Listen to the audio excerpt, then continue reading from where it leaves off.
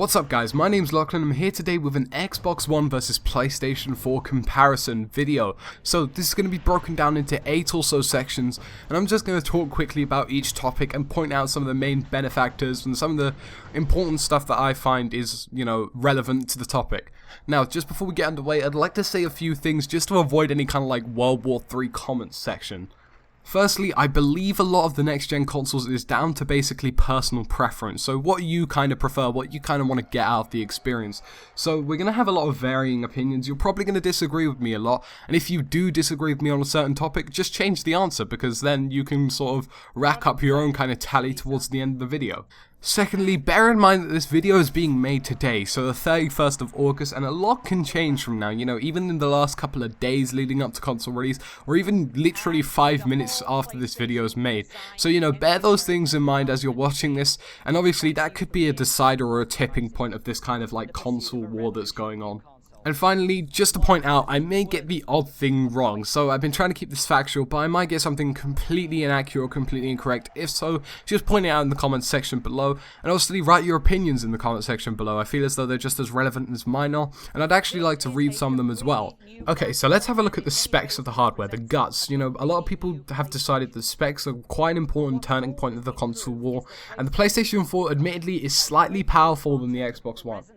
Now let's jump into this immediately and have a look at both of the new console specs. Now the specs are quite a turning point for some people. A lot of people feel as though they're really important, so do I. So let's go through each of them one by one. Now both consoles have opted to use a Blu-ray/DVD optical drive, so they break even on that point. The reason they're both using Blu-ray is because Blu-ray has a much higher disc capacity, so therefore we won't have to use 2 discs ever again. So for example, if you play Battlefield 3 on Xbox 360 like me, you'll know that we have to use 2 discs to switch between single player and multiplayer, so that's a real pain in the arse. Now the CPU for both the Xbox One and the PS4 are both 8-core CPUs, and they're both manufactured by AMD.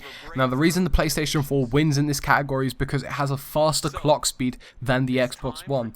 And although I haven't written it down, the PlayStation 4 clock speed is 1.7 GHz, whereas the Xbox One is 1.3 GHz. Now this is only a slight jump faster, however in the long run it will probably be really important. Moving along to the RAM now, we see a significant leap in the console war of things, especially when it comes to specs. Now, although both of the consoles have opted to use 8GB of RAM, the change comes when we talk about the types of RAM they're using. Now, the PlayStation 4 is using GDDR5 RAM, whereas the Xbox is using DDR3 RAM. Now, GDDR5 RAM is unified memory, which means it's significantly faster than DDR3 RAM, which is why the PlayStation wins in this category. Overall, this is probably going to mean better processing and better graphics, although some developers have shunned this idea. Other developers believe it's going to be up to around 50% stronger graphics, however we can't really confirm this. The Xbox One and the PlayStation 4 are both using AMD Radeon GPUs. Now the change comes again when we start talking about the specifications of this.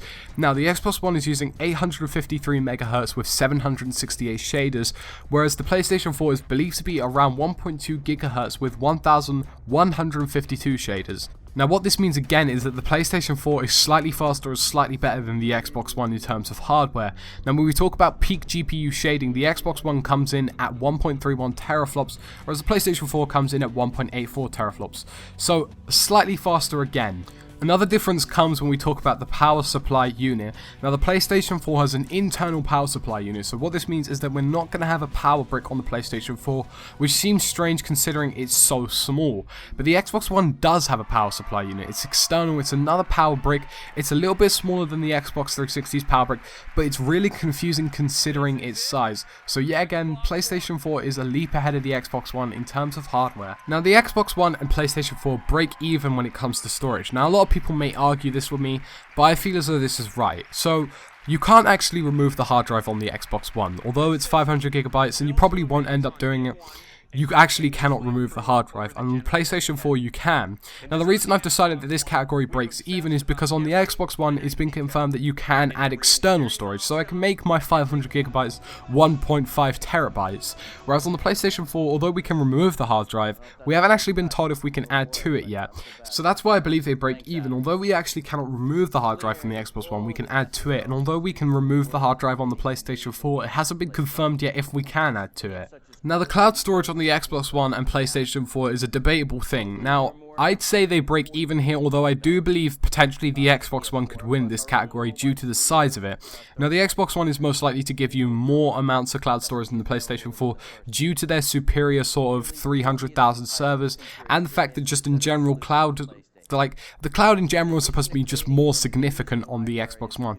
But for this time, I'll say they break even. Hopefully we hear some news about how much cloud storage we're going to be receiving.